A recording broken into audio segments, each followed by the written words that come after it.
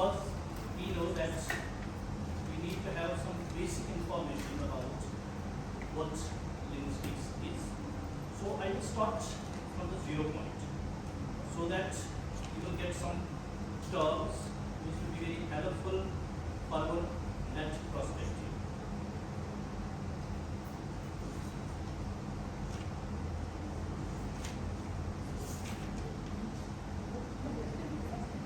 Can anybody tell me what is language and how it is different from linguistics? Do you think that they are one and the same thing? Then how it is different?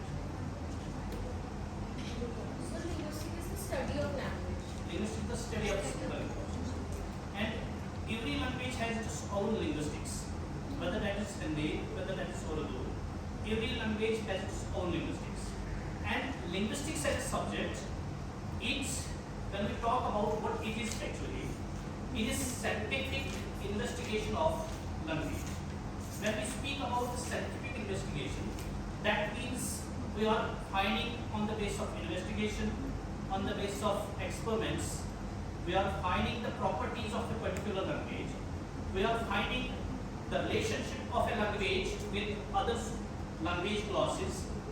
So all the aspects are together, we are finding what we call linguistics. In linguistics, we have majorly two important categories, branches. One is called microlinguistics and another is called macrolinguistics.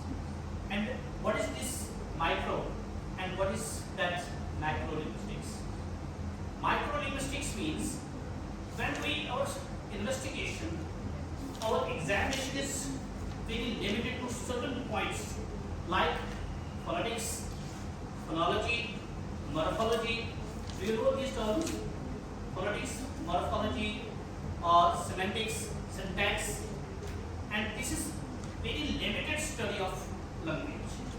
But when we try to understand how language differs from one region to another region, how culture helps us to understand language, how our religion interferes in our language, how geographical conditions interfere in our language, that becomes the broadest investigation of language, and it is what we know as macrolinguistics. Under this heading of macrolinguistics, we have neurolinguistics, psycholinguistics, applied linguistics, functional linguistics, and so on. I will show the slide here. I will show the tree, what actually this linguistics is. So, first of all, you tell me, have you ever analyzed it? Had there not been any language, would it be possible for us to live? Do you think that life would have been possible if there would have been not any type of language? How important this language is for us? Very important. Why? So you can communicating the language.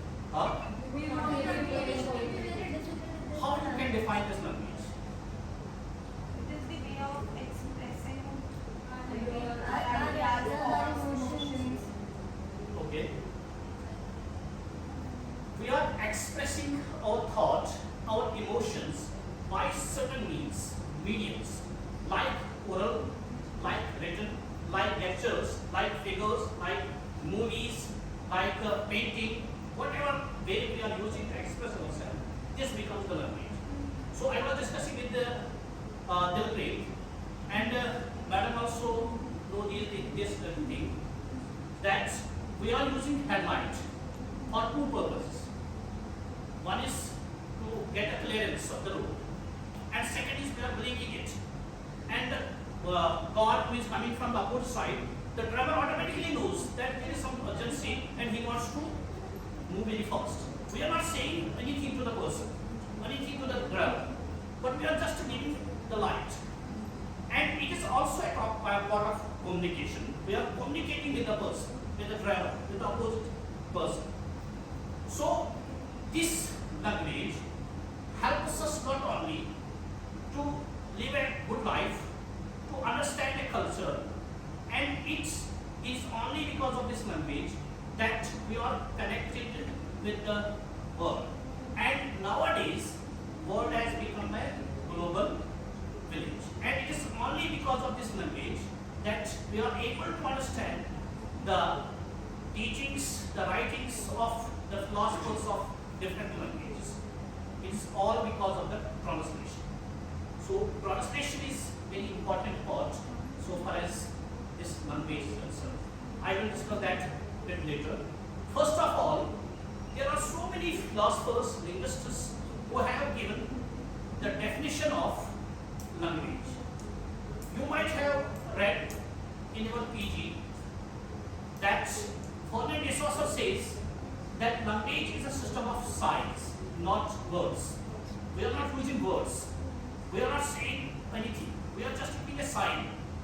And in that Nature of Linguistic Science, a book published by Discourses, it is actually published by the scholars of the Discourses after the death of the author in 1916. There were two scholars. Do you know the name? In that author, Charles Ballet, and second is Sachet. Charles Ballet and Sachet. They were the two philosophers. They were the two scholars of Discourses who have published the book Nature of Linguistic Science. So in that Nature of Linguistic Science, he tells us about what actually language is. He says that language is a system of signs, not of words. When we are dealing with linguistics, we forget that we are dealing with the words. We are dealing with the signs. And we have to remember the sign, not the word. And in that book, he is also discussing that a sign is always equivalent to signifer and signify. And you also know, can anyone define what is signifer and how it is different from signified? Simple terms में बताओ मुझे. I don't know need to. Signified is like, for example, if we are talking about the tree, so the tree is the बताओ. We are the signifier and the tree is the signifier. Anything else? So signifier is the idea that comes into our mind, and signified is the object with which that idea is connected. Very good. Little more information I will give to you. Signifer means whatever we are seeing, whatever we are reading, it makes an impression upon our mind. Let us discuss. Let us take the example of cat. Cat is made of three phonemes. Phoneme you know, मैं बाद में बताऊँ. Cat is made of three phonemes: k, and t. When we are reading these phonemes, definitely there comes a picture, and picture gets imprinted upon our mind, and our mind then starts processing about that picture. How big the animal is, what will be the color, is it black, is it white, what it is. So our mind starts processing of that animal. First it is the image that is imprinted upon our mind. If the image will not get imprinted, definitely we will not get any concept. Let's take another example. There are some words in English language. We don't know the meaning of the words. We are using the dictionary. In linguistics, that's not called a dictionary, that's called something different. I will tell that to you. We are using the dictionary. Why we are using the dictionary? This is English language word, and we are masters of English, we are doctorates of English, and this is the English word. What happens to it? Why we people are not able to get the meaning of that? The only thing is, whatever we are reading, whatever we are listening, it is first that is signifer, which is important. We have a new word and we are not getting the signifer of that. हमारे mind में उसकी image बनती ही नहीं है, and that is why our mind is not starting processing about it. समझ आ गई मेरी बात? ऐसे भी बहुत सारे words हैं जिसकी हमें meaning ही पता नहीं चलती है, because there is no what we call signifer, that image is not gets imprinted upon our mind. Once the image gets imprinted, our mind starts processing automatically. Once we see the synonym of that word, automatically image gets imprinted and our mind starts processing. Let's take another example. Early in the morning you came from your home and you have seen that there is a signboard on the road, and in that signboard there is nothing written. Just a sign is there. There is a sign, there is a boy is carrying a bag. What does it mean? School is ahead. Okay?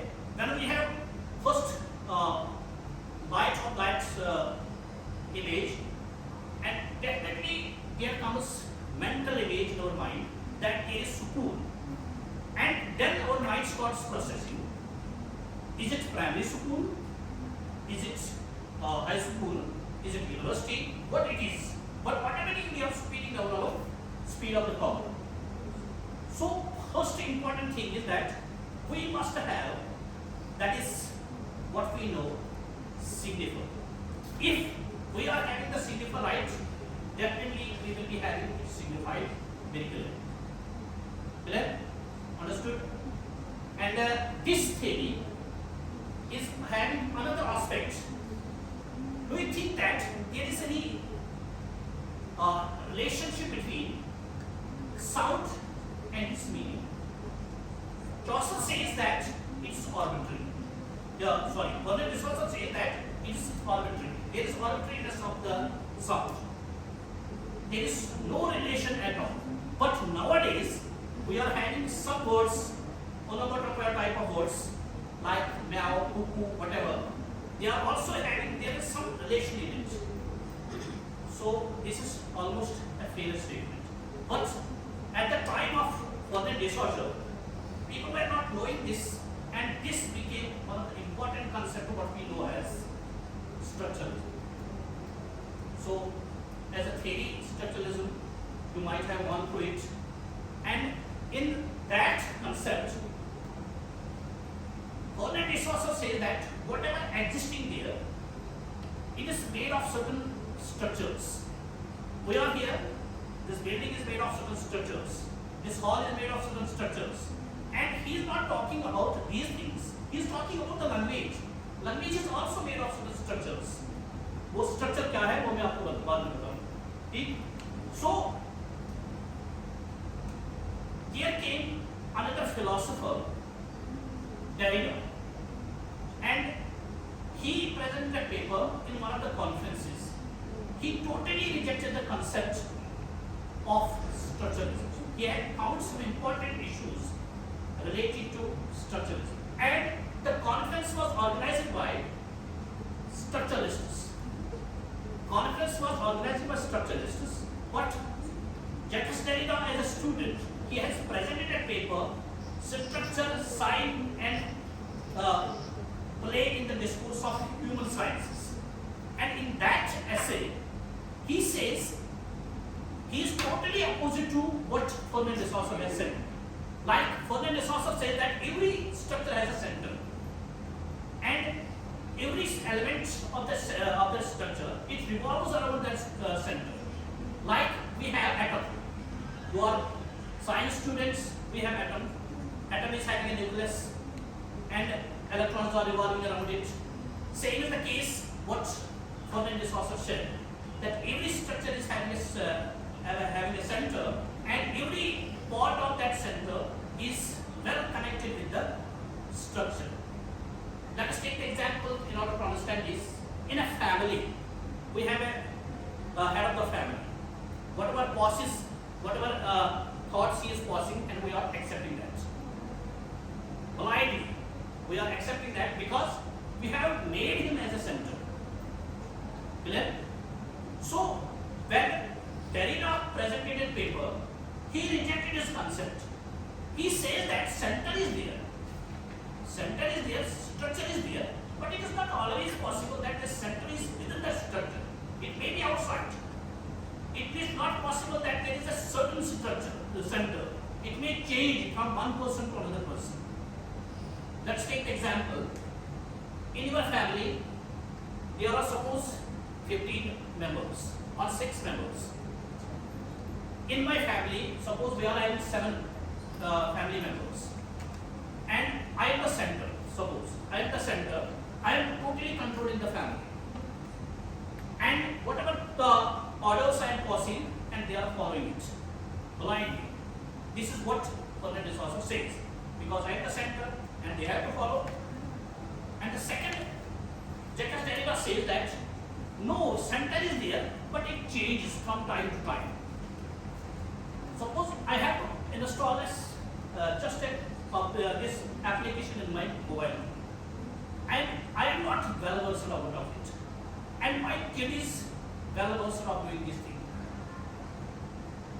And you are giving your mobile phone to your kid, and you are asking him just to install the application. And who is then the center? It is not you. It becomes your kid who is controlling. Are you getting me? So Derrida says that center is there, but it is not always there within the structure. It may be outside as well, and it is not the fixed center. Whereas Further also says that center is fixed. And when we talk about the language, do you think that in a sentence, what is a center? The subject. Huh? The subject we are talking about. Sentence कैसे बनता है? The arrangement of the words. यहाँ मैं बताऊंगा वो that is traditional thing that what you are saying. I am talking about center. This center may be within the structure. This center may be outside the structure. Let us give the example. I am here. I am the center of the family. I am passing my order from Chandigarh, and my family is there. My structure is there. They are obeying the orders there in Kashmir. So I am outside. I am outside of that structure, but still I am the center. Are you getting me? And he has given a number of such terms which was totally against to the terms given by, against the concepts given by structuralists. Like Derrida says that we can understand things much better in its binary opposites. What is day? We can understand it if it is we understand night. What is boy? We understand is better if we understand what is girl. So binary opposites he has given the concept here. I will not discuss that in here, that it will take a lot of time. So totally I am saying that language is just like a structure. My concept is related to language. Definitely I have a different language. Language is just like a structure, and in language there is also a structure. There is also a nucleus. How you are pronouncing the words? How you are reading a word? Words को कैसे पढ़ते? Suppose cat. Huh? Sorry. Yes, sir. It's a word cat. Yes, sir. How you are reading it? Sir, I read it. When I read it, it creates an image in my mind that what I am reading about is a creature which is with 4 legs, and then I use that image to connect to the I actual got it. Do you have any idea about onset? What is onset? What is coda? कभी नहीं सुना है? Really? हाँ? Onsets क्या होते हैं? Coda क्या होते हैं? Have you ever heard this thing?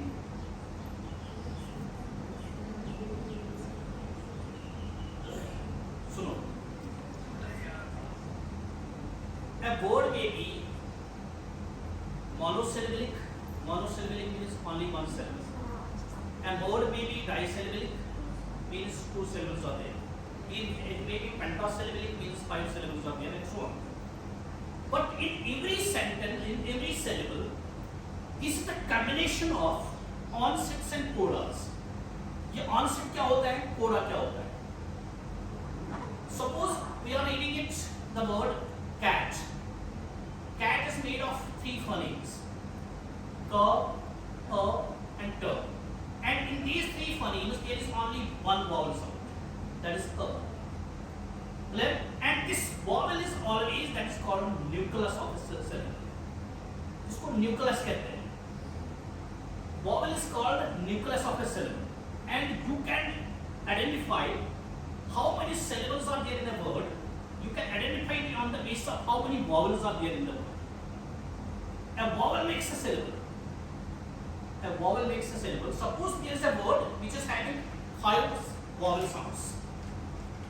I am not talking about the vowel letters. I am talking about the sounds. A word is having 5 vowel sounds. That means there are 5 syllables in it. But a nucleus will always must have a coda with it, and it must have a onset with it. Onset means when we have consonant, vowel, consonant. The first consonant is known as onset. Remember it. Net के लिए आपको फायदा मिलेगा.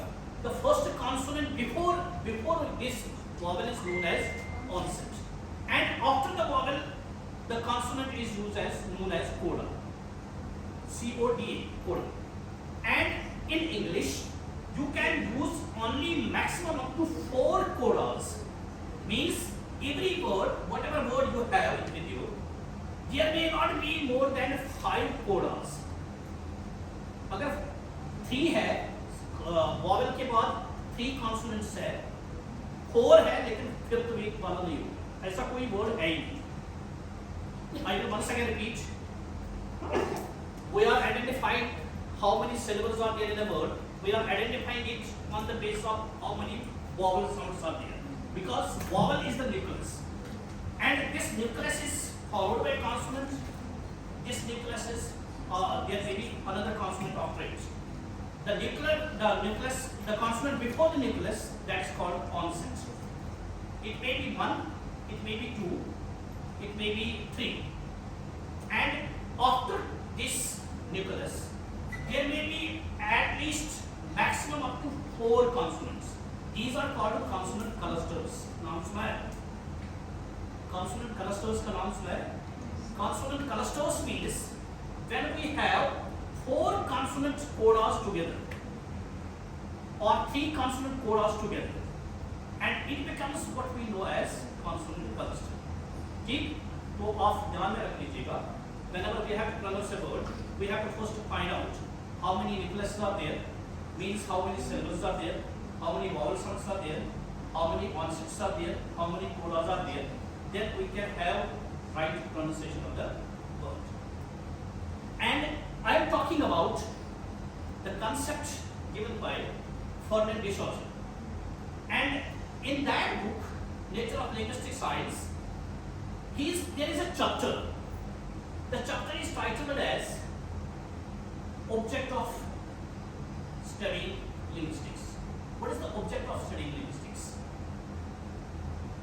If we have a subject, suppose we have zoology with us, and we know it, zoology deals with the animals and other things, and you have linguistics as a subject, and what comes in your mind?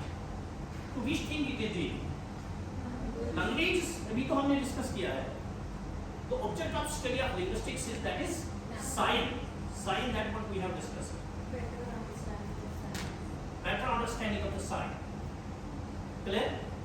So we have made the defense post-structuralism, like Jacques Derrida, what he is saying about the structure, what he is saying about the fixed center, and what already has been said by Ferdinand Discourses about these things. Clear? And second item. Now we came to know that linguistics is a subject which helps us to understand, which helps us to investigate, which helps us to scientifically investigate the things related to any language. And the first important thing comes, that is how languages are produced. आपने एस्ट्री mechanism के बारे में सुना है? Have you ever heard about estratory mechanism? What happens? How we are able to produce sound? Look at this. This is the figure. This is the here figure. As a male and you females as well, we all are having the same respiratory system. You know it. We are all having the same respiratory system, but still there is difference in language. It's speaking. My sound is little bit harder, and your sound is little bit sweeter. And there is also difference between female to female. So far as sound is concerned, everybody doesn't like that. Everybody doesn't want to become umpire because there is change. There is sweetness of the sound. Why this is possible? Because of this. This is called Adam's apple. ये क्या होता है? वहाँ पे क्या होता है? मैं भी बताऊंगा क्या प्रॉब्लम है. किसी की आवाज इतनी मोटी क्यों होती है? किसी की आवाज इतनी सॉफ्ट क्यों होती है? What happens actually there? So when we inhale oxygen, you do also inhale oxygen. The animals outside, they also have the same process. They also have the same respiratory system. And we inhale oxygen, and our rib cage is a protection to our delicate organs. हमारे अंदर यहाँ पे जो है सारे delicate organs यहीं पे होते हैं. ठीक? Apart from that, I am talking about the linguistics. It is having an important role for the production of the sound. Our rib cage also plays an important role for the production of the sound. कैसे? When we inhale oxygen, our lungs gets expand, and this rib cage, this just compresses the lungs. Clear? The air has to come pause back, and the first obstruction is here. That is Adam's apple, and this is also called voice box. Most importantly, in creating the voice. And in this Adam's apple, what is there? There is a pair of lips. There is a pair of lips, and these pair of lips gets vibrated with the flow of the air. बचपन में या आज भी आपने देखा होगा अपने घर पे दिल से टॉय उसकी एक साइड में बैलून लगा होता है. ठीक? और बच्चे उस बैलून को प्रेस करते हैं, there creates a sound gets created. और उसके अंदर अगर हम देखते हैं there is a very thin type of the plastic is used there, and that plastic that vibrates like this. Have you ever heard this thing? Have you ever seen this thing? That plastic vibrates, and it is all because of that vibration that sounds are getting created. Clear? And among females, these pair of lips, these vocal cords that we have, these pair of lips, it vibrates among females from 80 to 120 times in a minute. That is why their sound is so sweet. While as in males it vibrates from 60 to 80 times in a minute. And there is also a range. There is also a difference. Let us take the example of Itoo. Itoo's vibration is more as compared to you. So there is difference of the sound. And same is the case when we talk about myself. My sound is very harder because I am not able to vibrate these vocal lips as faster as you are doing it. Clear? So ये चीज जो है it makes the difference between the softness of the sound और जो हल्का यात्रिक है उसके यहाँ तो both vibrate हो रही है. That is why their sound is so soft. Clear? And there are some other boys and sisters among us in our families who are not able to speak. उनके यहाँ क्या होता है? They are also having the same process. They are also inhaling oxygen. They are also exhaling the carbon dioxide. Then what is happening to them?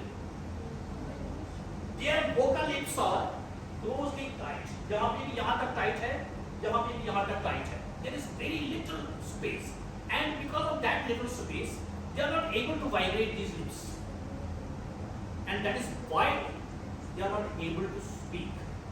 And science and technology is on its verge. आजकल operation होते हैं, ये vocal cords खोल दिए जाते हैं, and they are able to speak. Clear? So have you ever analyzed? रात भर आप गाना गाते हो कहीं, ठीक शादी में, सुबह you are not able to speak. What happened? क्या होता है? These vocal lips, these gets jammed. Your airflow is not making vibration of that, unless and unless you are not giving recto to these things. Then you are able to be on a normal track of producing the sound. Clear? So you understand it. After that, the post production is there.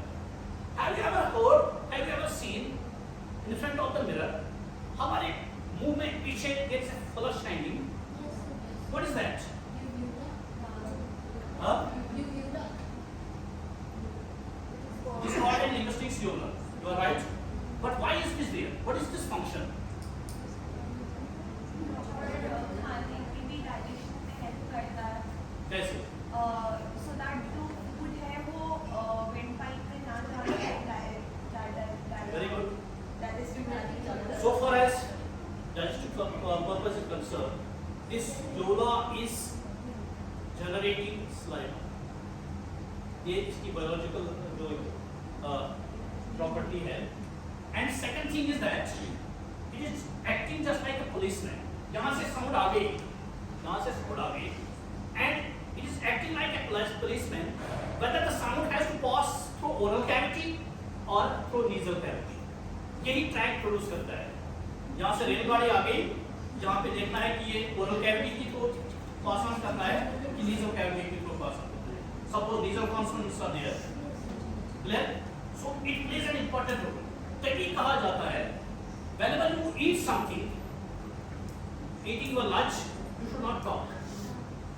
क्यों? ये बंदा जो है, ये hanging policeman जो है, he gets confused. मुझे क्या करना है? मुझे खाने को रोकना है, मुझे साउंड को रोकना है. ठीक?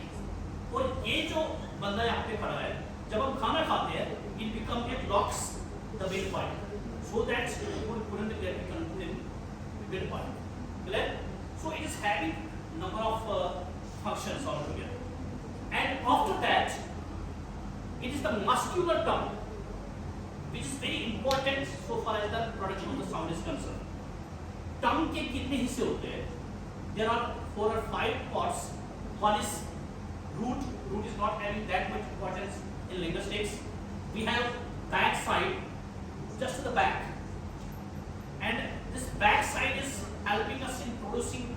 They are called back vowels, like horse, horse, horse. हम ear को पीछे लेते हैं, back side, horse. so ये back side का क्या रोल है This is back side of our tongue. It helps us to produce back vowels, back vowels. And it is center of the tongue, like this very thin part rather. It helps us to produce center vowels, like cut, cut.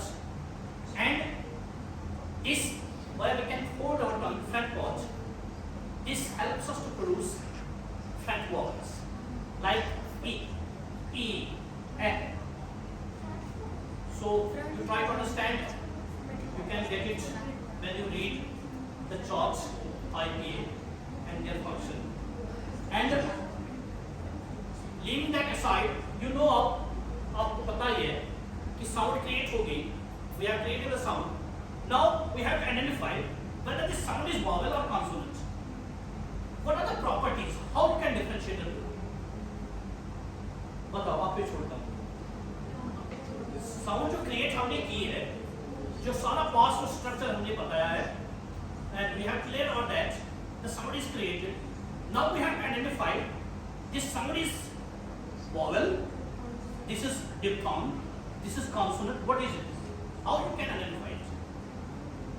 so ये lips की movement पे भी depend करता है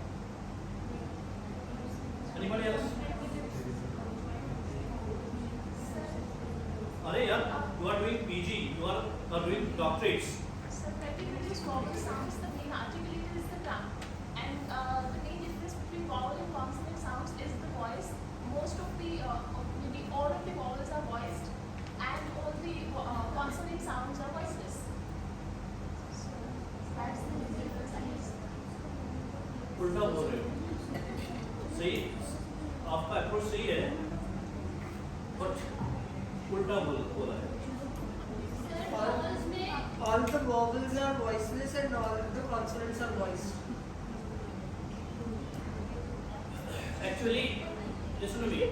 We can differentiate vowels and consonants. यहाँ पे differentiate होता है. यहाँ पे. Not on the tongue, on the base of tongue. Here we can differentiate front vowels, back vowels, and central vowels. But what is vowel? How it is different from consonant? It can be understood by this point. All the vowels, they are voiceless. Means when we produce sound, there is little bit vibration here. Little bit vibration. And there are some consonant जो produce करते हैं p. Look at, यहाँ पे बहुत ज़्यादा movement हो रही है. Some consonants are voiced, some are voiceless. And those consonants which are voiceless, they are called semivowels. Understand here? Some consonants are voiced, some are voiceless. And those voiceless consonants, they are called semivowels. Like y. Y. Y जो आप पढ़ते हैं, Y कोई समझी नहीं है. Clear? Y. Yes. Yet. So these are the some basic properties on the basis of which we can understand what is a vowel and what is a consonant. And diphthong, in diphthong, what we are doing, we are pronouncing two vowel sounds together. It means two, thong means sound. We are pronouncing two vowel sounds together, and it makes a diphthong. Like EAR. इसको पढ़ो. EAR. Ear. Ear. Ear. Sure. Fear. This is not fear. जो fear हम पढ़ रहे हैं, this is not fear. This is fear. Because we are using diphthong there. Clear? And now I come to the next point. That is the morphological description of a word. How you can define a word? Word कैसे बनाते हैं?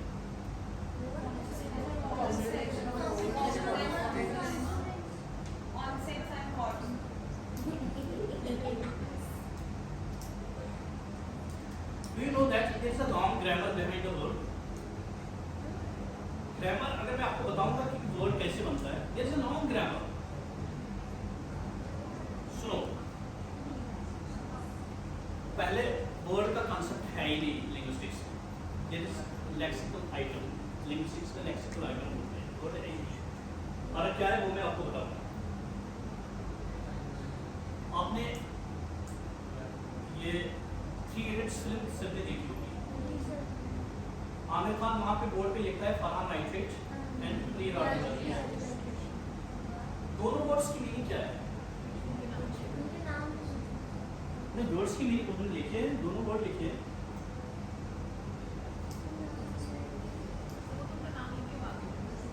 अच्छा कोई word है नहीं. So there is a lesson for we people that words are not always having a meaning. Words की always meaning नहीं होती है. If it is becoming a meaningful word, then it becomes a lexical item. एक sentence में हम word नहीं कहते हैं. We are saying the lexical items of a sentence. Clear? समझ आ गए? So ये word बनता कैसे है? What's जो word हुआ उसी को हम lexical में बोलेंगे.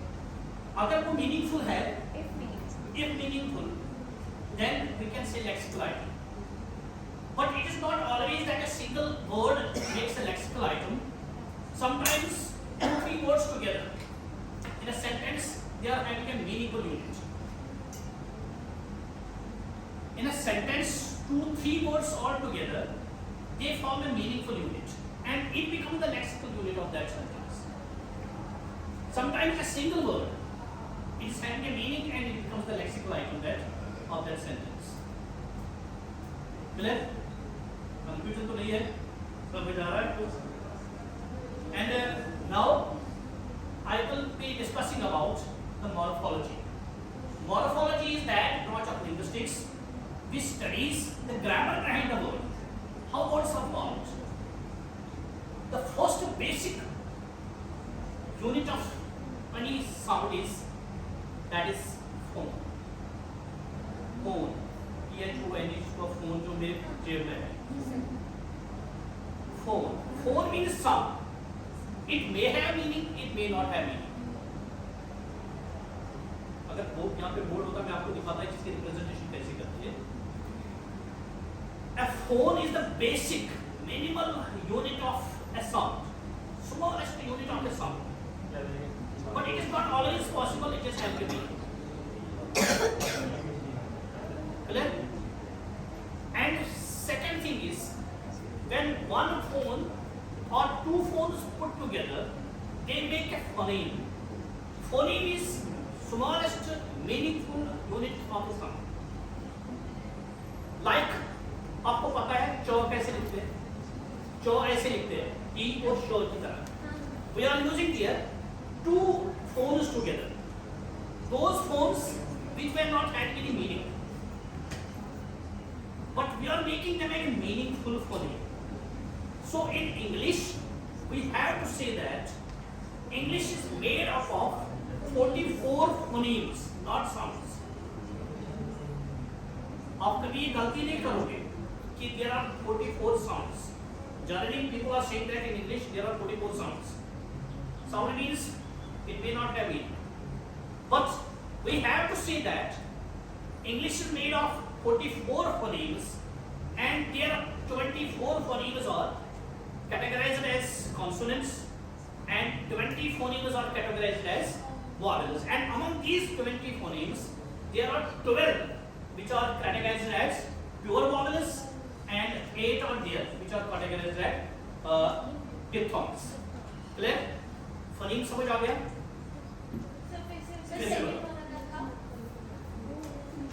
थोड़ा सीरियस हो जाओ.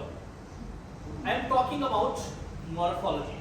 Morphology is that branch of linguistics which makes us to understand what is the grammar behind a word, how we are making a word, how we are making a lexical item. The basic unit of any sound is, so far as English is concerned, I am talking about the English sounds, it is the phone. Phone means the smallest unit, but it is not always possible that the smallest unit is having any meaning. It may have or it may not have. But there is difference in the representation. Phoneme को हम slash में रखते हैं. Phoneme जो हम present करेंगे, we will keep it in slash. अगर हम स्लैश नहीं करेंगे, there is no meaning at all. अगर हम फोन को प्रेजेंट करेंगे, we have to keep it in the long brackets. ठीक, आप नेट पे भी सर्च कर दो बाद में. So slashes and long brackets, they are also having very important relationship with phoneme and phonemes. Phoneme means smallest meaningful unit of a sound. Phone means smallest unit of a sound. ठीक, we can use one phone or two phones together and we can make a phoneme. Clear? And अब इसके बाद एक और तूफान आ रहा है. Phoneme के बाद there are allophones. Allophone you know? इसका तो कंफ्यूज हो गई.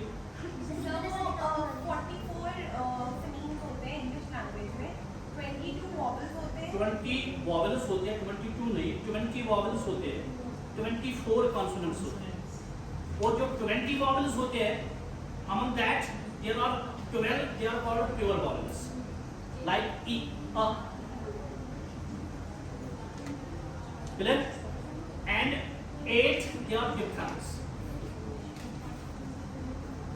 ठीक, इसके बाद कॉन्सोनेंट्स की भी अपनी कैटेगरी है. बिलीवल कॉन्सोनेंट्स क्या होते हैं, प्लसिवस क्या होते हैं, वो तो बाद में, वो तो कभी वो पढ़ाऊंगा मैं क्या चीज होता है. So I am talking about morphological description of a word. So I talked about phone, I talked about the phoneme. Now there is third category that is known as allophone. allophone. ये क्या चीज होता है? Allophone क्या होता है?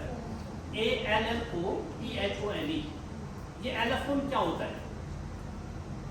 कभी कभार suppose I am writing here HIT hit, I am writing a word here HIT hit, SIT sit, MITT ear. अब तीनों को जो ट है वो पढ़ो। There is variation of the phoneme. Sometimes we have to pronounce it t. Sometimes we have to pronounce t. Like pin, p. Like phone, f. p हम उस वक्त PH पढ़ते हैं, f पढ़ते हैं. So alpha means variation of a phoneme. Sometimes it is p, sometimes it is p. और उसके पीछे थोड़ा स्लाइड और साउंड आती है।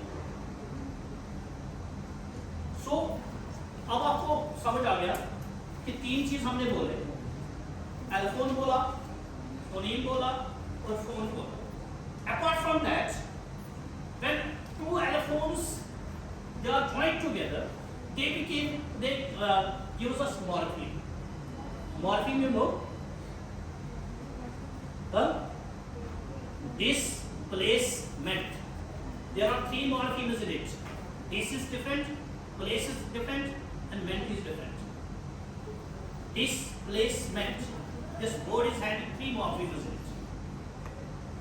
समझ आ गया? कुछ नहीं है, फिर से बताऊं. I am talking about morphology.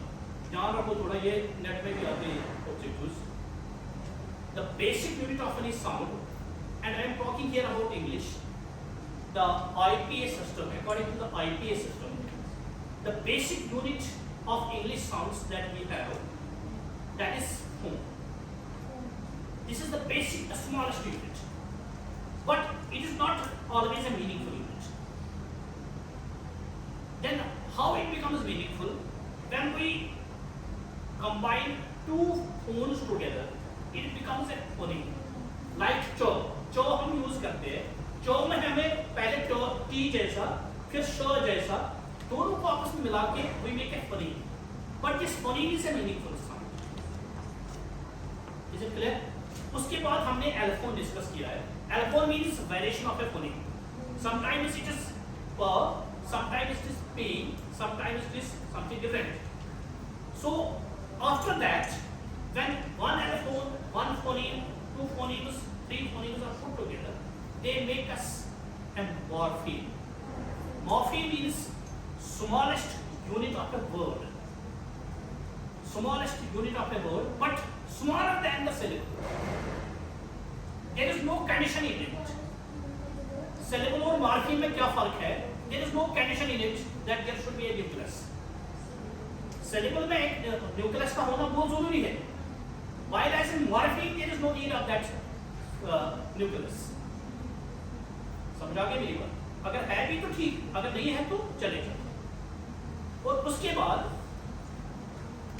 one morpheme, two morphemes together, then we make a syllable. Syllable मैंने डिस्कस किया, concepts होते हैं, कोड़ा होता है और nucleus होता है, ठीक? And after that, one syllable, two syllables, three syllables, they are putting together and it makes. And this all the process that we are understanding it, this is called in linguistics morphology.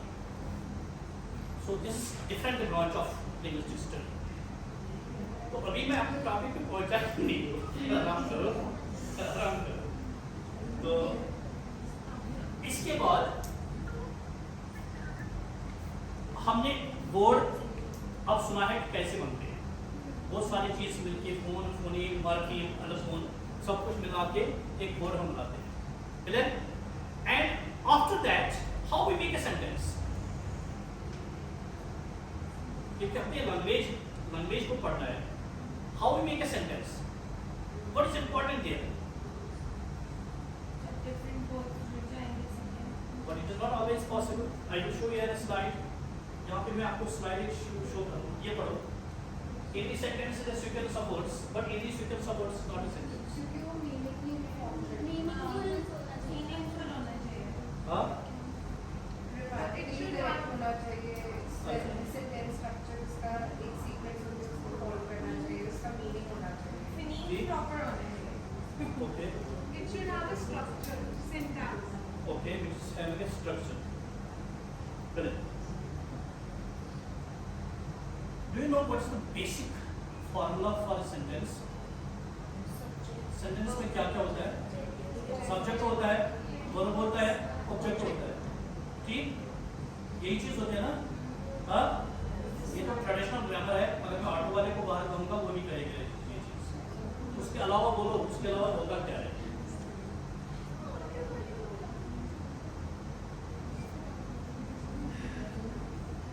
ये तो traditional grammar चला गया. Have you any idea about what is nominal? Yes. Yeah. How you can define a nominal? Tommy, you tell me what is nominal. Nominal. What are nominals?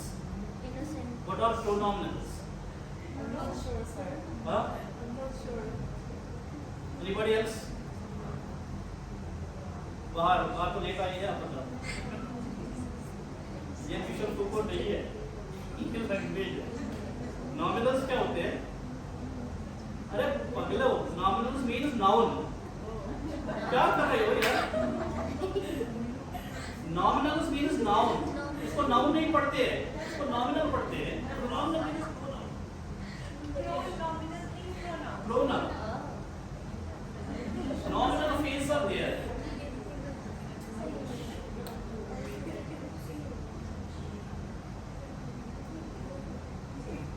Okay, listen to me. We were talking about the structure of a sentence. एक sentence कैसे बनता है? Before Noam Chomsky को कभी देखा है? भी alive है. दिखाऊंगा अभी बाद में. Alive है. अगर आप चाहें तो यहाँ पे भी लेक्चर करा सकते हैं. Noam Chomsky is one of the greatest psychologists, cognitive psychologists, and linguistics who is known as father of modern linguistics. Father of modern linguistics. Yes, he's completed his thesis, and later on he published his thesis by the name of syntactic structure. It became known to the people. It got published in 1957. 1957 में Noam Chomsky एक ground breaking book आई है that is known as syntactic structure. And in that syntactic structure, he is giving different concepts of language. Like, have you ever heard about transformational generative grammar? Maybe TGG पढ़ा है. Transformational generative grammar क्या होता है? अच्छा पहले मुझे बताओ. You tell me first. Why do you study grammar? Grammar is also a part of linguistics. हम ग्रामर क्यों पढ़ते हैं? What are the reasons? आप कंफ्यूज तो नहीं हुए? What are the reasons? बोल तो नहीं हुए? What are the reasons why you study grammar? Why only our language is having grammar? Animals are also communicating to each other. Monkeys are also communicating to each other. Why don't they have grammar? ये हमारे ऊपर ही क्यों पड़ा है? उनकी हमें थोड़ी पता है because they don't have written words. You are approaching to the point. There is a philosopher, there is a linguist whose name is Frank Palmer. He is writing a book about what is grammar. And in that grammar, he says us why to study grammar. Because Noam Chomsky says that our language is having a generative capacity. हम एक sentence लिखेंगे, हम affirmative sentence लिखेंगे, we will make it negative. हम negative sentence लिखेंगे, we will make it affirmative. Clear? This is generative capacity of a language. We can generate number of sentences from a single sentence. Clear? और 3 idiots की मैं बात करूँ शायद नहीं, पीके की मैं बात कर रहा हूँ. पीके कह रहा है कि there is confusion. यहाँ पे confusion ही confusion है. He is talking here about language. अच्छा, वो ऐसे कर रहा है. Are you remembering it? तो इसकी मीनिंग डिफरेंट है। अच्छा, इसकी मीनिंग डिफरेंट है। So our language is having confusion. When we give stress on a word, its meaning gets changed. When we give stress on a word, its meaning gets changed. When we give intonation mark very differently, and the meaning gets changed. आप में से कितने लोगों ने अज़ान सुनी होगी जो हम मुस्लिम्स देते हैं? ऑलमोस्ट सभी ने सुनी होगी। तो वहाँ पे हम एक सेंटेंस रिपीट कर रहे हैं, हाय अवल फला।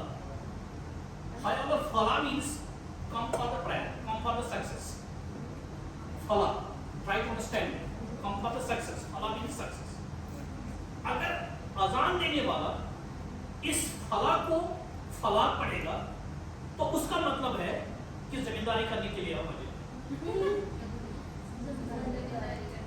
So this intonation marks, this stress is very important.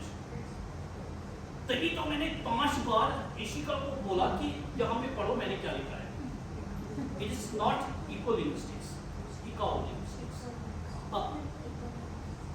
ठीक, वो मैं आपको बाद में बताऊंगा। We are using it like that is known as sure.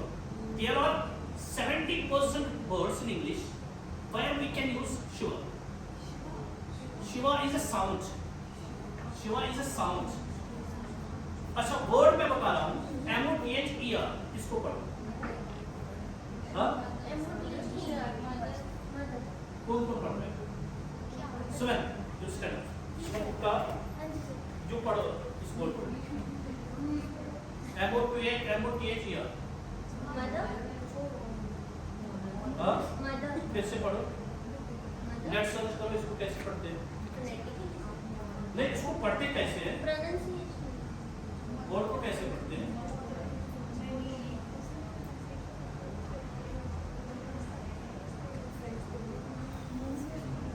ज़्यादा टाइम तो नहीं हो गया? हाँ? It is mother, mother. It's not mother. दारस में नहीं है कहीं। It's mother, mother. ठीक? तो कहने का मतलब है कि we are not pronouncing words correctly. Therefore, our meaning gets changed. Let us take the sentence here. He is a good boy. He is a good boy. अगर मैं इस सेंटेंस को इस तरह पढ़ूं, he is a good boy, वो एक अच्छा लड़का है। अगर इसी सेंटेंस को without adding anything, he is a good boy, क्या वो अच्छा लड़का है? टोटली चेंज हो गया। क्वेश्चन मार्क बन गया। मैंने ऐड कुछ नहीं किया, सिर्फ अपना टोन चेंज किया है। ठीक, so this is very technical और हमें वेरी केयरफुली सेंटेंस को पढ़ना है, वर्ड्स को पढ़ना है और हम किस तरह पढ़ें इसको, how we can pronounce it. In a sentence there are 2 types of words, इसको लिख के रखो। In a sentence there are 2 types of words, one is content word, another is grammar word. Sentence 2 word से बनता है, content word से, grammar word से। Content word जो होते हैं they are meant for meaning, they are creating the meaning of the sentence, and grammatical word जो होते हैं they are just trying to correct the structure of the sentence, grammatical structure of the sentence. Let us take the example here. Let us take the example here. Mostly students are from Jammu.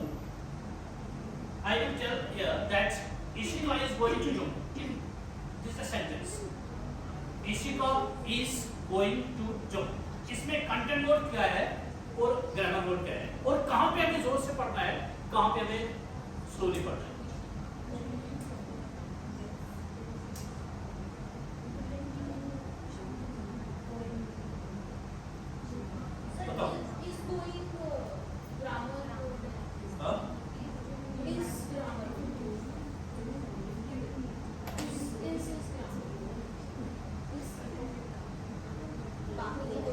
देखो, अगर मैं इसी sentence को इस तरह पढ़ूं, Ishika going Jammu, this is grammatically incorrect, but it creates meaning, it gives us almost 70% meaning. अगर मैं दो is and to. अगर मैं ये पढ़ूं no meaning at all. So in a sentence it is content words that must be structured. जब हम sentence को पढ़ेंगे we have to give stress on, put stress on content words rather than grammar words. Ishika is going to is the correct way of pronouncing a sentence. Clear? Or next concept is there. The concept of semantics and syntax. ये मैं discuss करूंगा फिर मैं इकोलिंग्विस्टिक्स पे आऊंगा. So syntax means we have to check the sentence whatever we have written, is it having a proper structure? वो structure क्या है? There must be noun phrase, there must be verb phrase. It is nucleus is, it is center is, that is verb phrase, verbal phrase. Verb phrase is the center of a sentence. And noun phrase is there. Sometimes we may have adjectival phrase there. Sometimes we may have propositional phrase there. But a sentence must have noun phrase and verb phrase. ये subject verb object चला गया. Noun phrase and verb phrase. And this is the concept given by Noam Chomsky in his book Syntactic Structure. And every sentence can be analyzed. I will show a diagram here.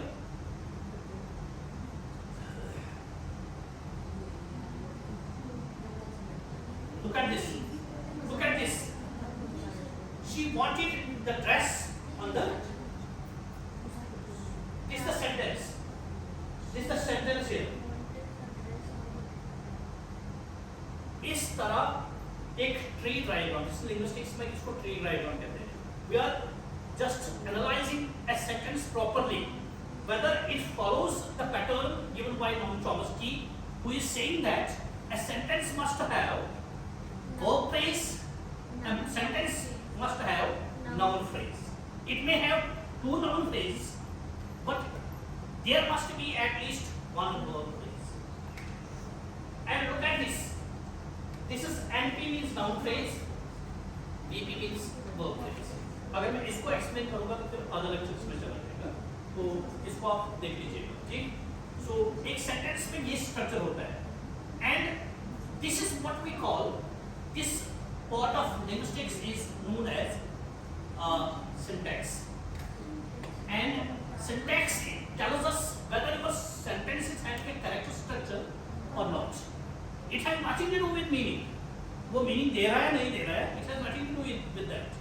It has only to do with your structure is, your sentence is having a proper structure or not. And semantics is that much of linguistics which makes us understand whether the sentence you have written, there are so many lexical items in it, okay, and what will be the possible way of meaning of the sentence. कैसे meaning of generate करते हैं? एक sentence को पढ़ के आप meaning कैसे extract करते हैं? Excuse me, sir. Sir, I have a confusion. When you're talking about the structure, the choice of words, as a researcher, when we are writing a thesis, sometimes it happens to me that I am writing a particular sentence. I think that the context which it wants to convey is appropriate. But when we later realize that there are some kind of, the choice of words are wrong or they are not grammatically correct. So it means that when you are writing a sentence, the basic important thing is to just see the structure, not the meaning. I'm talking about syntax. Syntax focuses on structure, but it is not always possible that we have to focus on syntax only. There is semantic aspect as well. We have to focus upon the meaning of the sentence as well. Yes, sir. This is one side. Yes. We are just writing a sentence, and this is one side of that. Is it grammatically correct? And there is a philosopher, there is a linguist whose name is Roman Jacobson. बैठो, आपका जो confusion मैं create कर रहा हूँ, दूर कर रहा हूँ. Roman Jacobson says that there are two aspects of language. Two aspects of language are there. One is, sometimes we feel that we are having number of words all together with us, group of words, pool of words, and in that pool of words we have to use the proper word in a sentence. Okay? Or sometimes we feel that we are not able to make a proper structure of the sentence. And this is a term given by Roman Jacobson. He says that this is language disorder. And he names it as aphasia. Sometimes it also happens with me, with you as well. I know the structure, but I am not getting the word. Yes. Sometimes I am getting the word, but I am not getting the structure. Are you agree with me? Yes. It happens with everybody, and this is called in linguistics aphasia, language disorder. And there are two types of aphasia. One is similarity disorder, and another is contiguity disorder. Okay? Similarity disorder means we are finding the similar words all together, but we are not knowing the proper way how to use these words in a sentence. We are lacking this thing, Noam Chomsky's concept of syntax, that a sentence must have noun phrase and a verb phrase. It is not subject verb and object combination. Clear? Yes. समझ आ गए? ये हर किसी के साथ होता है. And Noam Chomsky also says that syntagmatic aspect of language, Roman Jacobson, syntagmatic aspect of language and paradigmatic aspect of language. When we have hold upon language, we know it properly that we have used noun phrase, now we have to use verb phrase. Clear? And it goes to just like this, vertical, horizontal verb. And paradigmatic aspects, when we have group of words all together and we have to find a suitable word in it. Suppose I am using a sentence here, Bahar likes to play cricket. How you can create meaning out of it? Why I use here likes?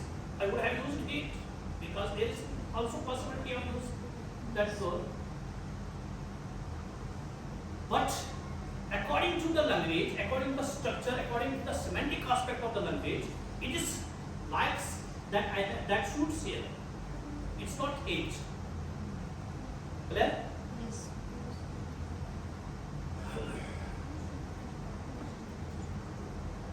So this is one part of the basic concepts that we have discussed about linguistics. And now I will come towards my original topic.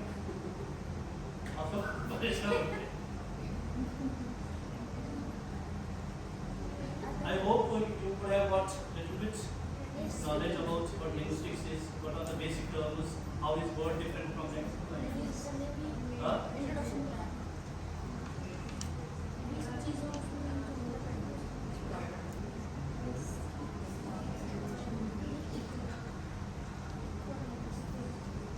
And ये जो Chinese में यहाँ पे लिख रहा हूँ, you know it. So, as we have discussed that, there are two broader branches of linguistics, micro and macro. And whatever we have discussed so far, syntax, semantics, morphology, phonology, phonetics, whatever, this is micro linguistics, very limited. Now, there is another aspect that is macro linguistics, and this ecolinguistics is a part of that macro linguistics. Sir जैसे हम लोग slashes जो होती हैं वो हम तब use करते हैं जब फोन होता है. No. अगर हम सिंपली यहाँ पे मैं प लिखूंगा, पी ये नहीं है, प है. अगर मैं प लिखूंगा, ठीक, अगर मैं सिंपली इसको ऐसे ही रखूंगा, then it is having no meaning at all. अगर मैं इसको लॉन्ग ब्रैकेट्स में रखूंगा, it becomes फोन. तो फिर सर हमने इसको स्लैशेस में क्यों रखा? किसको? Then it will give meaning, otherwise it will give nothing. अगर हम इसको लॉन्ग ब्रैकेट्स में रखते हैं अगर हम इसको लॉन्ग ब्रैकेट्स में रखे, so all the things that I have used here. Suppose I use e, l, u, l. I use these phonemes. अगर मैं इसको long bracket पे रखता, they will not never become a phoneme. They will become phone. And phone is always not having a meaning. Phoneme is always kept in slashes. ये language बहुत technical होती है.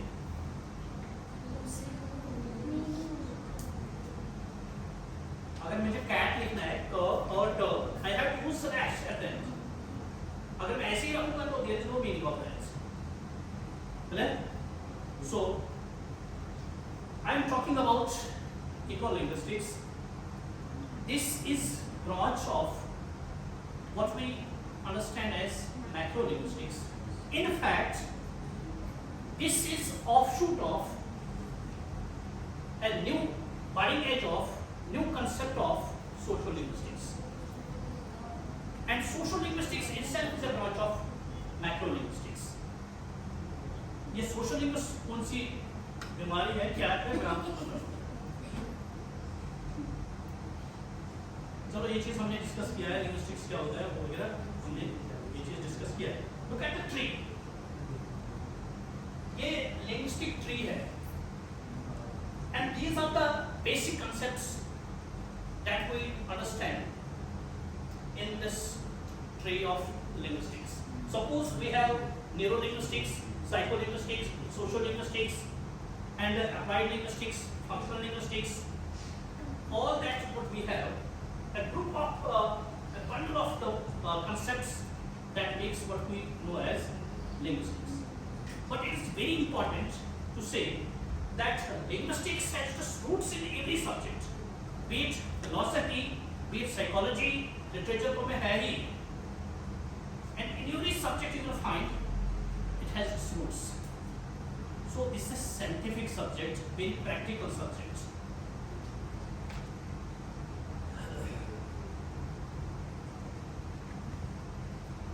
अच्छा आप मुझे बताओ, आपने कभी सोचा है कि ये बच्चा जो जन्म लेता है इसको कौन सिखाता है ये लैंग्वेज?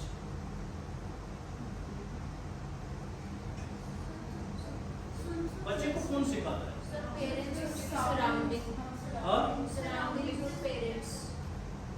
अगर किसी के पास पेरेंट्स नहीं है, that means he will not know. Surrounding में कोई ना कोई तो लैंग्वेज यूज कर रहा है ना, उसकी साउंड्स को सुन के उसको रेगुलेट. उसके अलावा कुछ information? Some of it is innate also. हाँ? Some of it is innate in born. Yes, you are right. There are some theories of learning. If you remember, we have hit and trial method given by Thorndike. He makes an experiment. He keeps the cat in the cage, and outside he keeps something bread like, and after that he tries to find out whether the cat will be able to come out of the cage or not. Once, twice, thrice, the cat is not able to come. But ultimately the cat learns trick. Once she opens the door and she takes that bread, and now she repeatedly do these things without any mistake. That means she is learning the art how to come out of that cage. Is it clear? So this was one theory given by Thorndike, and after that we have so many theories. The famous theories that I have mentioned here, Raven-Lister theory. We have B.F. Siegner, who is saying that we can understand, we can learn the things all because of the environment. Clear? In a class of 40 students, let's take this example. What is the drawback of this theory? In a class of 40 students, same PPT is going on, same teacher is delivering the lecture, then why there is difference of the understanding of the students? If, according to B.F. Siegner, he is saying that is the environment. We are giving the same environment to everybody in that classroom. फिर ये theory fail हो गई? हाँ, समझ आए मेरी बात? So Skinner, To some extent, environment helps us environment helps us, but not always. And there is another theory given by, that is what she said, the innateness theory. It is Noam Chomsky. Noam Chomsky says that when a child takes birth, he is pre-wired of certain type of grammar. He is known that grammar is known as universal grammar. आप बच्चे को grammar नहीं सिखाते हो, जो बच्चा हमारे साथ खेलता है, हम उसको, वो आपको कहेगा कि पापा इसको क्या कहते हैं, वो क्या है, वो क्या है, वो कभी आपको ये नहीं कहेगा कि इसको मैं लैंग्वेज में कैसे यूज करूं. According to Noam Chomsky, he is pre-wired of the universal grammar. What is this universal grammar? Every language, whether that is Hindi, whether that is Urdu, whether that is English, there are some grammatical commonnesses there. In Urdu there are also verbs. In English there are also verbs. In Chinese there are also verbs. So a child, according to Noam Chomsky, he knows these things. It is pre-wired to him. What he gets out of the society is the vocabulary words. इसको क्या कहते हैं, इसको क्या कहते हैं, ये किस चीज को वो के लिए यूज होता है. Clear? And he says that it is the innate capacity of the child which makes him to learn things. यही वजह है कि क्लास में there is difference of the students, learning of the students. Although same atmosphere is given to everyone. Clear? And apart from that, वो एक और चीज बता रहा है. प्लेटो ने ऑलमोस्ट हर किसी चीज के ऊपर लिखा है. Every concept is discussed by Plato. ठीक? लेकिन he was failed to understand what is the process, how we learn things. And this is the only question that he never tried to explain. And Noam Chomsky named it as that Plato's problem. Linguistics में इसको Plato's problem कहते हैं. And that is solved by Noam Chomsky. He says that in our mind we have a type of device. It's not physical type of device. A part of our mind, very small part of our mind, that is meant for language only. And it is known as language acquisition device. And he says that this language acquisition device is very fruitful only up to the age of 7 or 8. जो बच्चा होता है वो तुरंत language सीखता है. अगर मैं कोशिश करूँगा, no doubt I have that not much knowledge about linguistics, but I am not able to understand. मैं पिछले 3 साल से पटवारी नहीं सीख रहा हूँ. मेरा बच्चा एक दिन के लिए आया, he knows the things very well. ये ऐसा है. This is like that the mobile data that we have, and इस डेटा की वैलिडिटी है 1 मंथ. इसी तरह नॉम चॉम्स्की कहता है कि जो लैंग्वेज डिवाइस है इसकी वैलिडिटी है मैक्सिमम अप टू 8 इयर्स. 8 साल के बाद अगर कोशिश भी करोगे you will not learn. And he is talking about the language. So in the world it is very difficult to understand to learn the Arabic language. लेकिन मुझे समझ नहीं आती है मेरे बच्चे को अगर मैं ऐसे बोलूं तुरंत बताए, because he is having very active language acquisition device. Correct? समझ आया? वो कहता है कि language acquisition device अगर हमारा active है, we will learn the language very clearly. And he is also saying that ये जो language acquisition device है, ये mind के left side में होता है. कहाँ पे? Left side. You might have heard, you might have seen advertising boarding. This is right-minded coaching in a suit.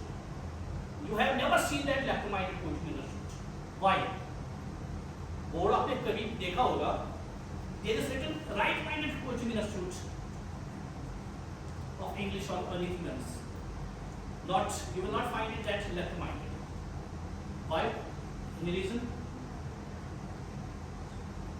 Because our left part is meant for language and our right hemisphere of mind is that's meant for logic, understanding.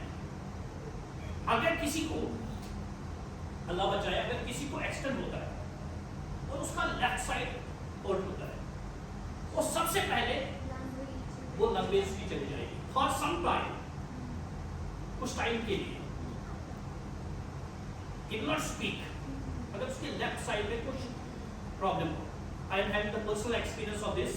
I will share this with you. I was then reading in second year.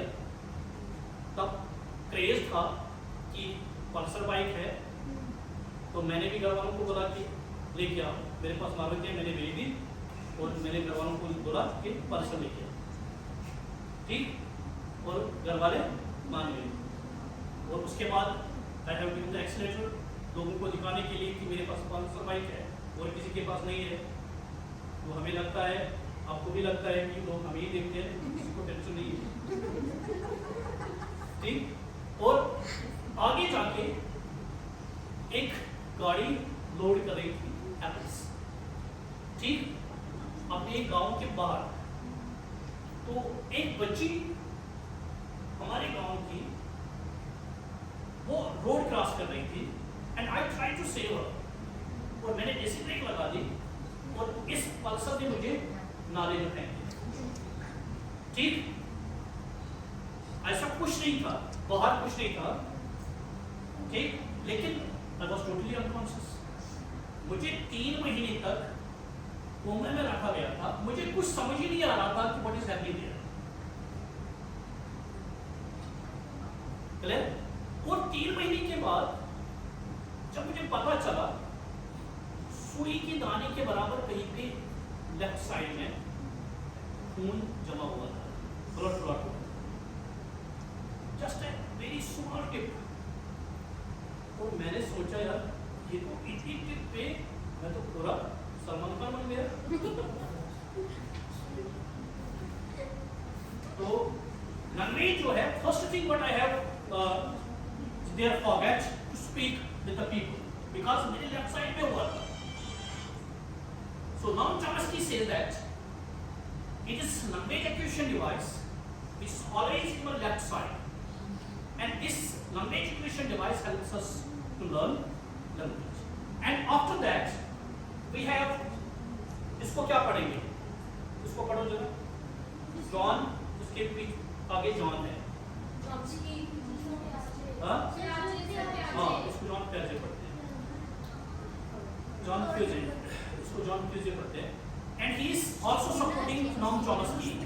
He is saying that definitely it is the cognitive ability of a person to learn things, not the environment.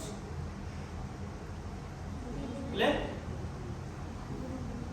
And after that, there is Brunner, who is saying that definitely the parents, caretakers, caregivers, they will help you to understand the things, but not the language. Because it is the innate capacity, it is the language device, language acquisition device that helps you to learn things. Clear? और उसके बाद मैंने यहाँ पे what are the various stages, मैं ये भी बताऊंगा कि बच्चा जन्म लिया वो पहले कौन सी बात करे.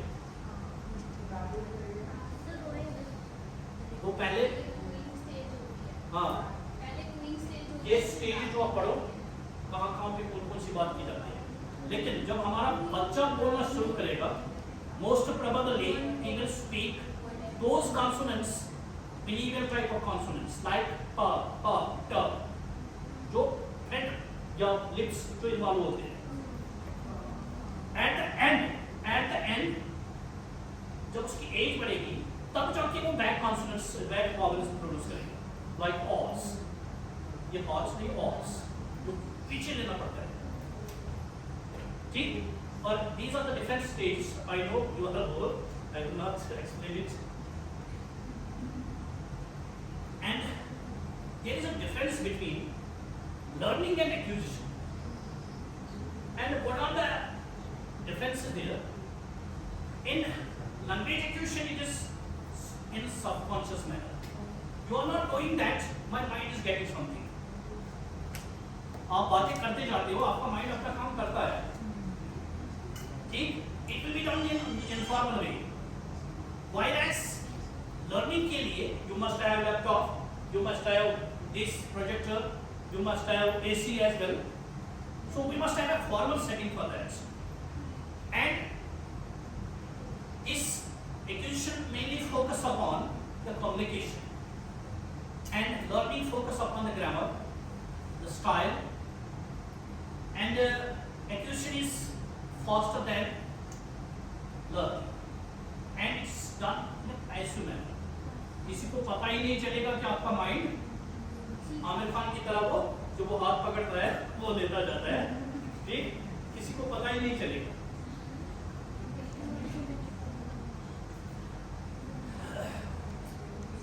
अच्छा ये मुझे बताइए कौन सी आपस है, कितने टर्म्स आपको बताया इसमें? हाँ?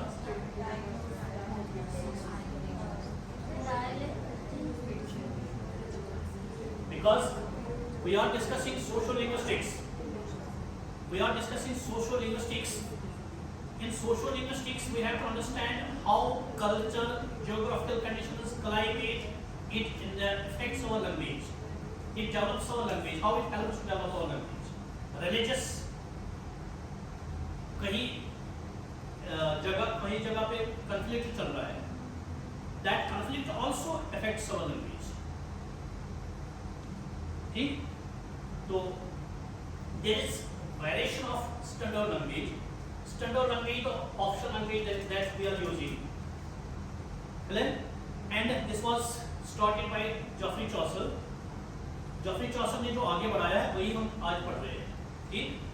उसी को मॉडिफाई करके डायरेक्टली इनडायरेक्टली लैंग्वेज तो वही है. During the times of Geoffrey Chaucer, there were 4 dialects spoken there, and it was a great challenge for him to take only one dialect, which became as a modern language that we are reading today. And dialect, you know, is clear? तो मैं बताऊं, ये variation क्या होती है? How we are changing language from one area to another area? In which time?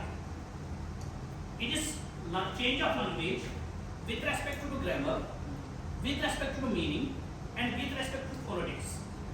एक word एक जगह पे एक तरह से पढ़ा जाता है, उसकी मीनिंग एक है, and when we move to another side, the same word is having different meaning. So 3 चीजों को फोकस किया जाता है. In a variation of the language, 3 things are focused. One is grammar, second is the phonetics, pronunciation, and third is semantics, meaning. Grammar में which clause, whether it is nominal, whether it is verb, ये क्या है? ठीक? So dialect means change of language from region to region. As you know, there is no such different things to discuss. And register क्या होता है? ये register वो नहीं है जिसपे हम साइन करते हैं. This is also variation of language.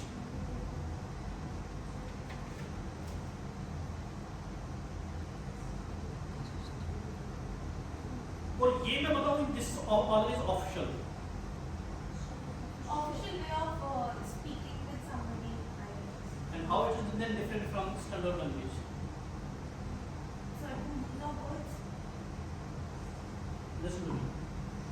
Every section is having a particular language for that particular purpose. Let us talk about the courts, court language. Court language, high courts में जो language होती है, वो English ही होती है. No doubt I am a professor and I have done doctorate and I have good knowledge of linguistics as well. But मुझे वो उनकी language समझ नहीं आती है. वो सिर्फ advocate को ही समझ आएगा. Although order is written in English, but still we are not able to comprehend that. Same in the case medical language में.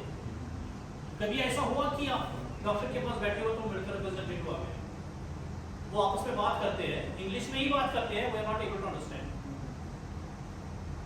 because they are using different register and it is same.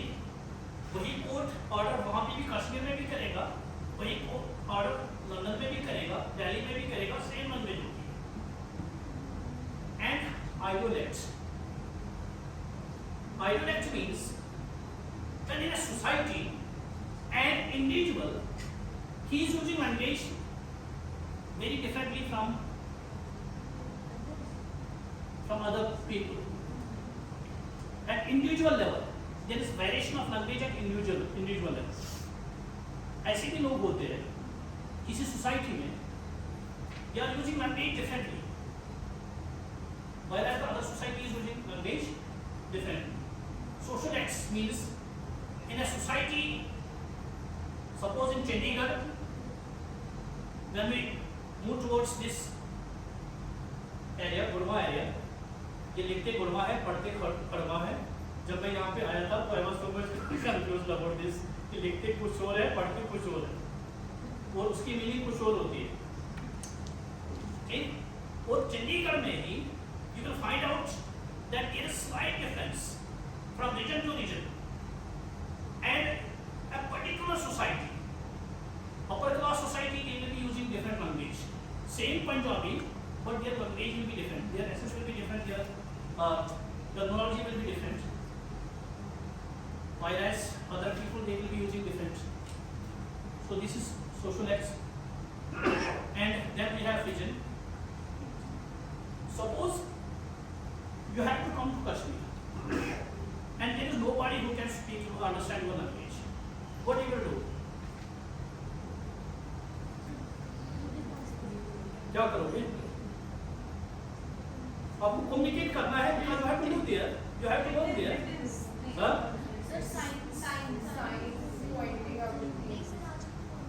Definitely we will try to make a medieval type of language. Some words from his language, some words from your language. आपने कभी ये सोचा है? There are so many people, so many students from the South African countries. How they are communicating with the taxi driver? How they are communicating with the auto driver? With the shopkeepers?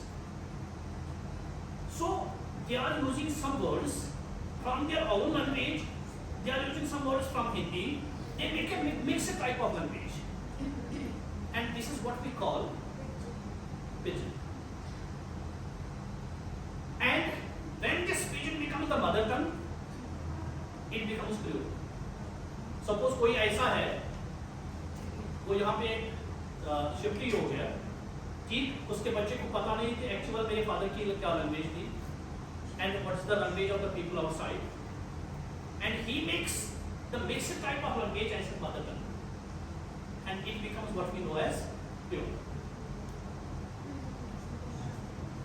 And there is last one, that is when a person uses two varieties of language for his two purposes. Everybody among us, we are doing this. For optional purpose, we are using English differently. With our family, we are using differently. This is what we call diagnosis. So these are the variations of language, of a particular language. I am talking about here English. And this may be with Punjabi, this may be with other languages as well.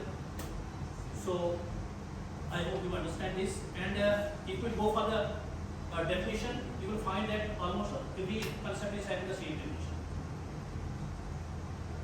Now I will come to ecolinguistics. So this is a very new concept so far as social linguistics is concerned. This is extended research of social linguistics. People were trying to understand how society helps us to understand language, how society, how culture, how other things, they help us to understand language. And linguists were just analyzing that part of language. But there is a linguist whose name is Michael Alexander Holiday. Mac Holiday. Maybe आपको कहूँगा don't be confused. He says that we have to go beyond this.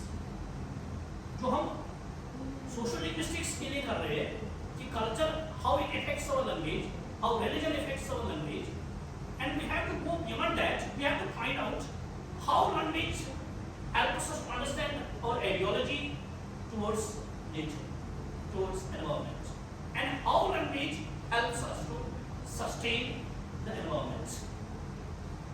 Think that is what we call ecolinguistics. Ecolinguistics helps us to understand the concepts, what has been said in the form of language policy, in the form of texts, in the form of visuals, and how these things help us to understand the importance of environment. And ecolinguistics has two main concepts. One is eco-critical discourse analysis, and second is language ecology. So we will discuss first. This is what I had said. Mac Holiday, Michael Alexander Crickwood Holiday.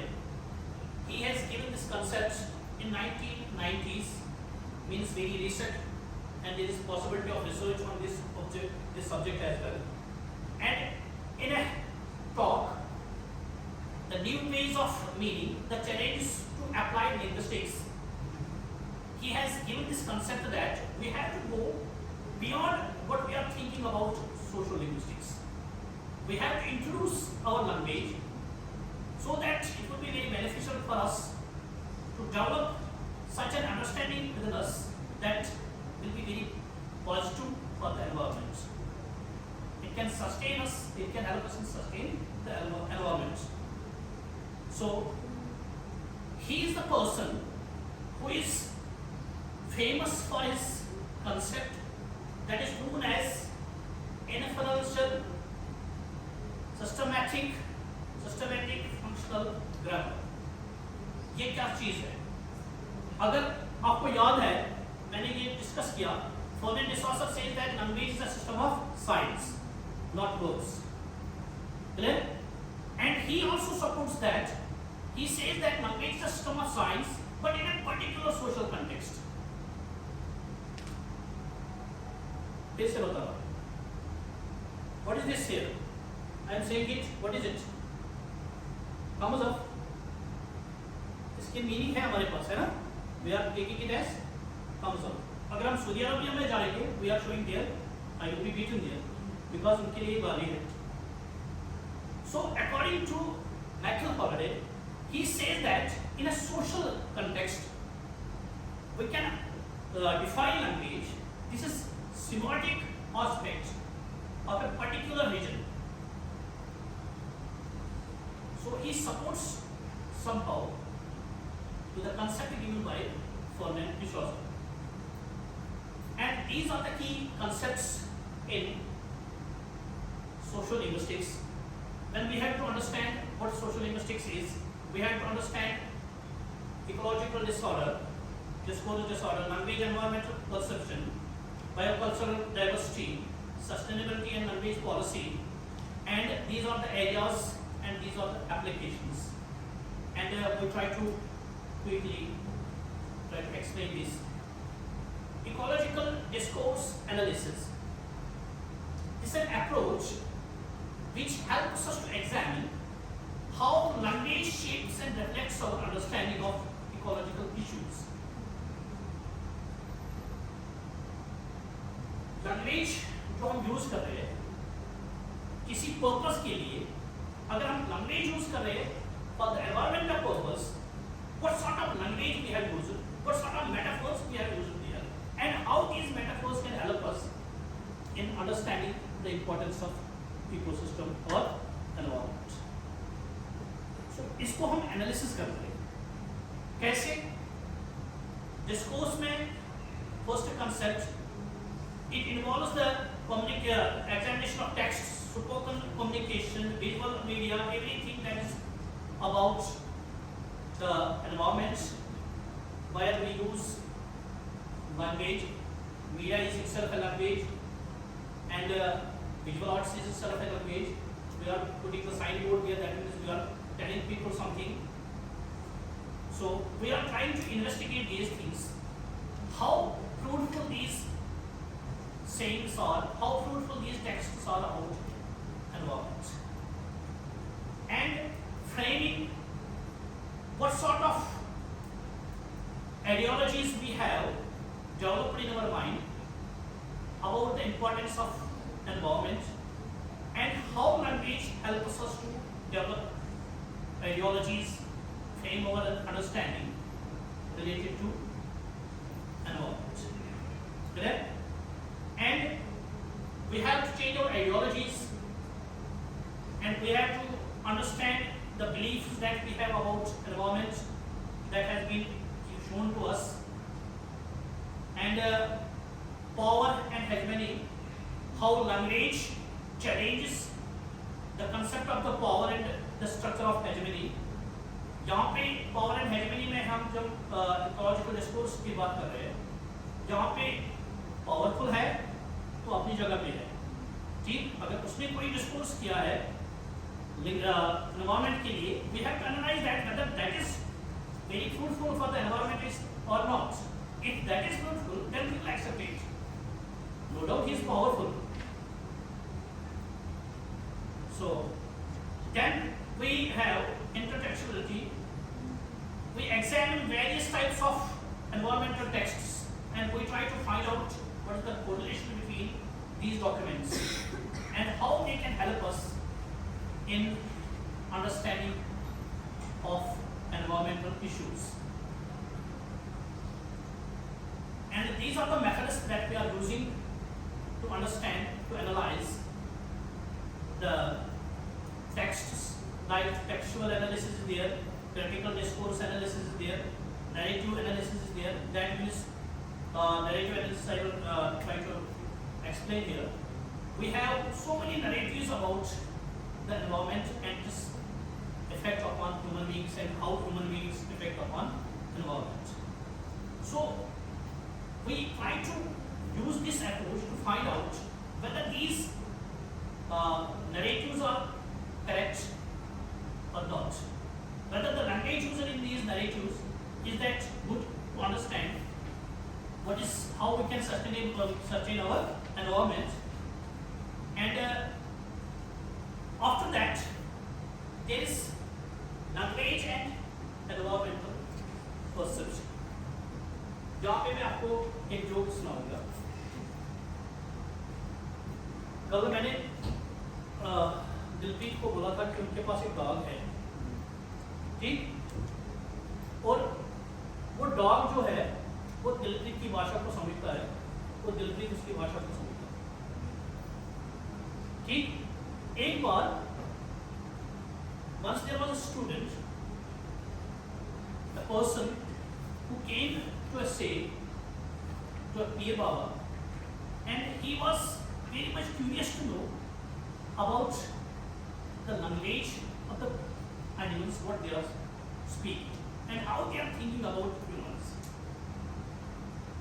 So उन्होंने क्या कहा, Peer Baba को नहीं, मुझे समझना है, मुझे इनकी लैंग्वेज जाननी है, मुझे पूरा पता होना चाहिए कि ये क्या कर रहे हैं, ठीक?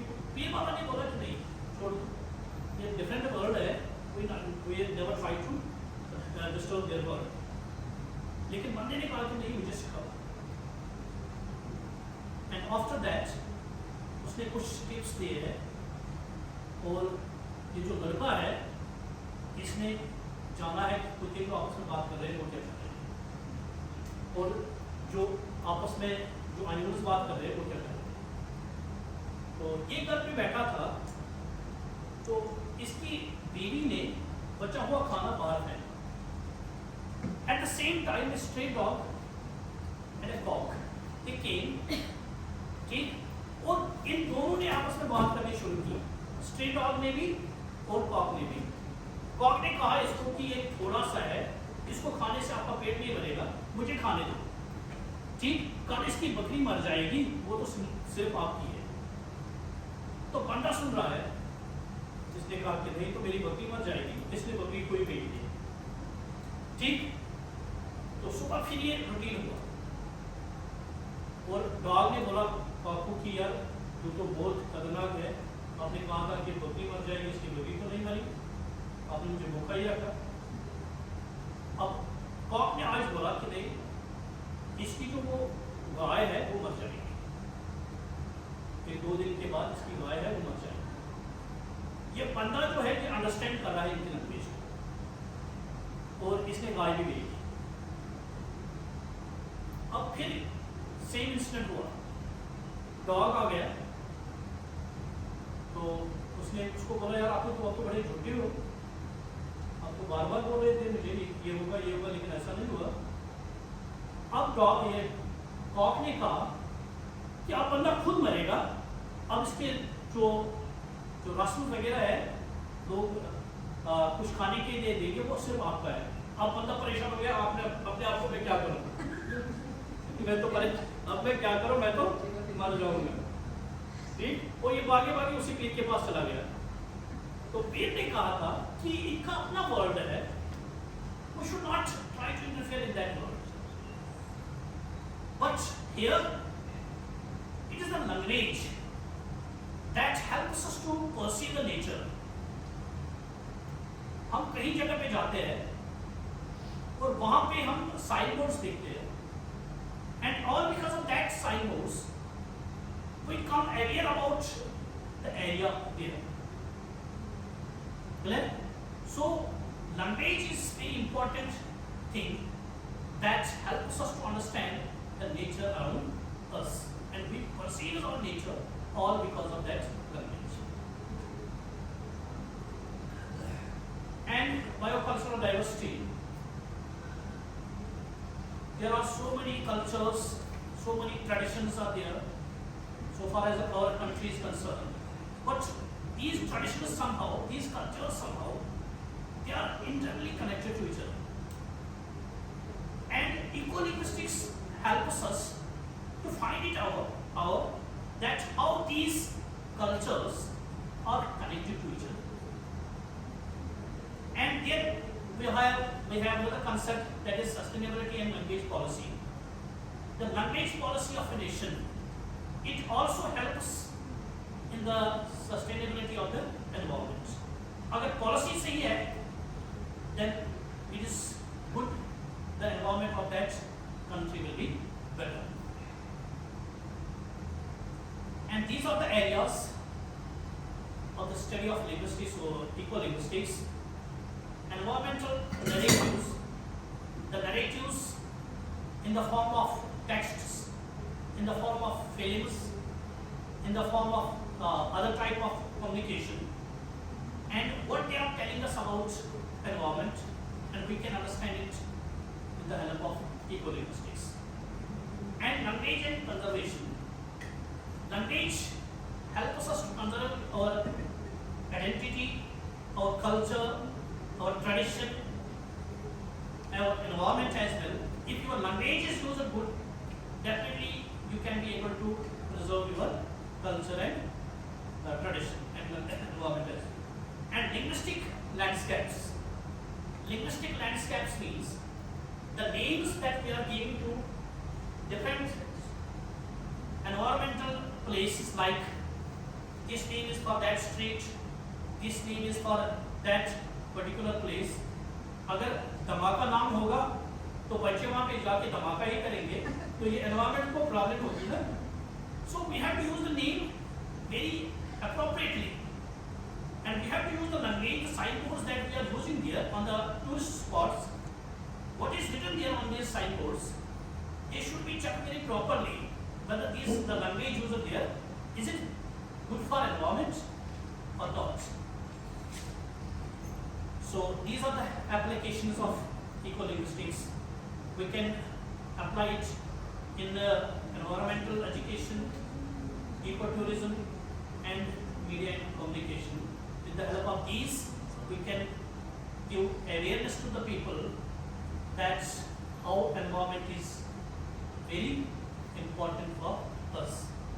And in the conclusion, I will say that ecolinguistics is an emerging subject, a field which bridges the gap between ecology and language, and provides a valuable insights to us to frame our understanding about the social environmental issues. Thank you very much. Okay.